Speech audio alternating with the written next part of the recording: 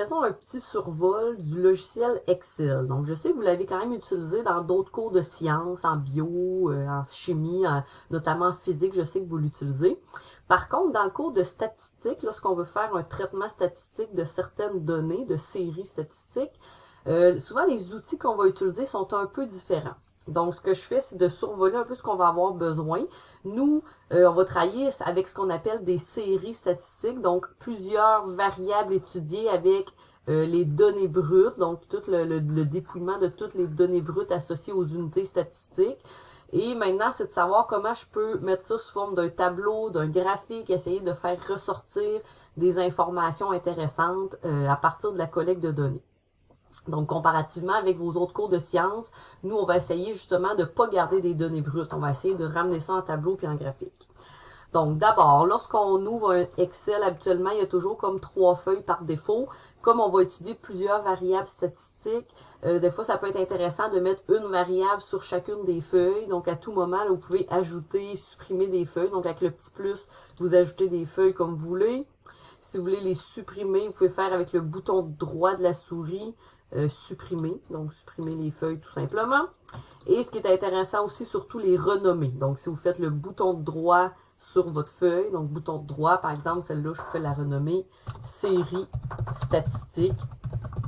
Donc, essayez de donner des noms qui sont en lien avec le contexte là, pour vos feuilles. Sinon, vous pouvez aussi nommer des plages de données. Donc, vous voyez qu'on va encore une fois travailler plusieurs variables. Donc, par exemple, ici, je m'intéressais au secteur d'activité de ces gestionnaires-là. Donc, on prendra le temps de lire. On dit qu'on a un échantillon de 88 gestionnaires. On leur a demandé dans quel secteur d'activité ils travaillaient. Donc, secteur d'activité est une variable. Niveau d'étude est une variable. Donc, je peux nommer des plages de données dans ces... À quoi ça peut servir? C'est pour se sauver du temps. Là. Si vous voulez, par exemple, calculer une moyenne, un écart type, une variance, des choses comme ça, lorsque la plage de données est déjà nommée, ben, vous pouvez par la suite utiliser ce nom-là. Donc, pour nommer une plage, donc sélectionnez les données brutes au complet. Prenez pas le titre, donc parce qu'on va faire des calculs, donc on veut juste des valeurs. Donc, par exemple, on sélectionne complètement les données associées au secteur d'activité et je vais ici dans la zone de nom. Donc, dans la zone de nom, je pourrais écrire, par exemple, secteur. Et je fais Enter.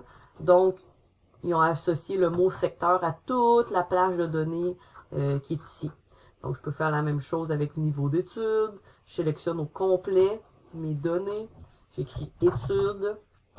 En fait, les accents, les espaces ne sont pas acceptés, là. Donc, on va écrire études. Donc, les espaces, tout ça, ça fonctionne pas. Donc, mettez un petit nom court, là. Vous pouvez toujours mettre un petit, une barre en bas, là. Ça, c'est accepté, là. Plutôt qu'un espace, on peut mettre un soulignement en bas. Donc, ça ici, si jamais vous aviez nommé des plages puis vous voudriez changer les noms, des choses comme ça, là, dans l'onglet Formule, gestionnaire des noms, vous avez accès à ce que vous avez défini. Donc ça peut être utile. C'est pas une obligation, mais je vous le dis quand même. Sinon, ce qui est important de comprendre, donc je vais revenir sur mon menu accueil, là, parce que le menu accueil dans Excel est comme Microsoft Word pas mal. Donc, important de comprendre que chaque petite case, c'est ce qu'on appelle une cellule. Chaque cellule a une adresse. Donc, hein, vous voyez le G4, c'est l'adresse de cette cellule-là. Donc, on va essayer le plus possible d'utiliser nos adresses de cellules et nos copies incrémentées lorsqu'on travaille avec Excel. Ce que je veux dire par là, c'est que si par exemple, vous voudriez, je sais pas moi, inscrire une série de valeurs de 1 à 100, donc vous pourriez écrire 1 dans la première cellule, 2 dans la deuxième, 3 dans la troisième. Ben, en sélectionnant ces cellules-là et en prenant la copie incrémentée, donc copie incrémentée, c'est toujours en bas à droite, donc il faut qu'il apparaisse une petite croix noire comme celle-ci. Donc, quand vous allez sur le petit carré vert, là, vous cliquez, vous glissez, et c'est ce qu'on appelle copie incrémentée. Donc, on répète la formule ou l'équation qui a été mise dans cette équation-là. Donc, vous voyez que là, Excel est assez intelligent de comprendre que je faisais une liste de nombres. Donc, ça peut être rapide. Même chose si vous dites que vous faites une moyenne. Donc, vous pourriez calculer une moyenne sur certaines données. Ben, si vous faites la copie incrémentée, donc ils vont répéter la formule moyenne dans les autres cellules. Donc, c'est ce que je veux dire par copie incrémentée. Donc, on essaie le plus possible d'utiliser ça.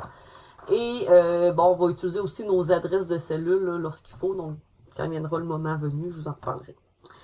Sinon, en terminant, bon, je vous avais dit que nous, on va toujours faire des tableaux, des graphiques avec nos données. Le tableau, faites attention. Les tableaux, c'est nous-mêmes qui allons créer des bordures autour des tableaux, qui allons mettre du remplissage là, sur certaines cellules, des choses comme ça. Donc, ne venez pas prendre des mises en forme de tableaux. Donc, à jamais, jamais, jamais qu'on va utiliser les styles, les cellules comme ça pour faire des tableaux. On va vraiment nous-mêmes mettre les bordures, les remplissages, mettre ça en gras s'il faut, centrer les données, ces choses-là. Parce que si on prend des mises en forme de cette façon-là, ça fonctionne pas quand on vient faire des graphiques, tout ça. Donc, je vous donne un exemple, là, si jamais vous avez un tableau de données, là, je vais juste aller copier, par exemple, ces valeurs-là là, pour faire un petit exemple. Donc, je sais pas, moi, je veux faire un tableau avec ça. Ben, c'est moi-même qui allais mettre des bordures autour des valeurs. Je vais mettre des bordures. Si vous voyez, par exemple, ce nom-là est comme trop long. Il est trop long, il dépasse. Bon, oui, je peux ajuster la largeur de mes cellules. Donc, je pourrais aller entre les deux là, pour ajuster la largeur de mes cellules. Mais vous pouvez aussi prendre ce qu'on appelle ici renvoi à la ligne. Donc, ces deux boutons-là vont être bien utiles.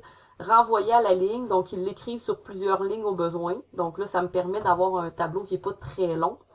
Et celle-là aussi est bien utile, c'est fusionner plusieurs cellules ensemble. Donc, si je préfère un renvoi à la ligne, même chose.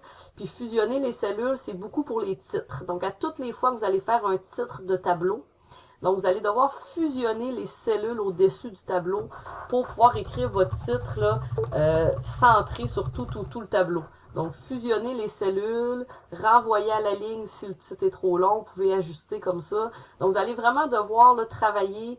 Bon, c'est un petit peu du bagossage là, entre les lignes, les cellules, tout ça, mais il faut vraiment prendre le temps de le faire pour avoir une mise en forme. Donc, je ne vais pas venir utiliser les outils de tableau. Donc, vous allez le voir dans les prochaines capsules de laboratoire. Donc, tout est là dans les mises en forme.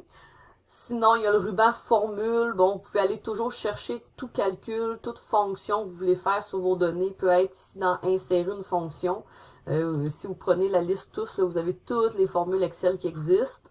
Mais sinon, à tout moment, vous pouvez toujours commencer avec un égal, écrire le début de la formule, puis Excel vous le propose. Donc, c'est un peu plus rapide.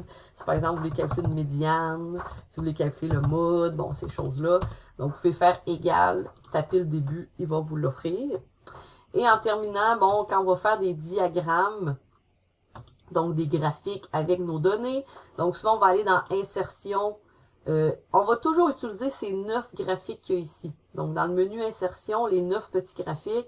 Donc, si je veux, par exemple, faire un nuage de points, donc, vous avez le nuage de points et ils vont toujours vous apparaître un outil graphique, une création puis une mise en forme. Donc, dès que vous créez un graphique, ces deux onglets-là vont apparaître. Et c'est là-dedans qu'on va travailler encore une fois là, pour, par exemple, mettre un titre, mettre des titres, des axes au graphique, si jamais vous voulez ajuster des mises en forme, des choses comme ça. Je voudrais qu'avec le petit plus, donc quand vous avez l'outil graphique, dans le plus, vous avez pas mal d'outils importants aussi qui apparaissent là. Donc, ça aussi, au fur et à mesure des laboratoires, je vais vous les montrer plus en détail, là. Mais dites-vous que c'est toujours dans création ou dans mise en forme là, que vous allez pouvoir modifier un graphique. Puis si je le supprime, ben ces onglets-là, vous voyez, disparaissent. Donc, les onglets création puis mise en forme sont pas là. C'est vraiment juste quand vous faites insertion, vous choisissez un graphique, et là, les outils création mise en forme apparaissent. Donc, je rappelle, dans insertion graphique, toujours les 8 graphiques qu'il y a ici. On n'ira jamais faire des graphiques recommandés, donc oubliez ça, là. Toujours dans les 8 graphiques qui sont là. Donc, on a pas mal fait le tour de ce qu'on a besoin. Là, à chaque laboratoire, vous allez avoir en détail là, où aller chercher les outils. Oh, désolé.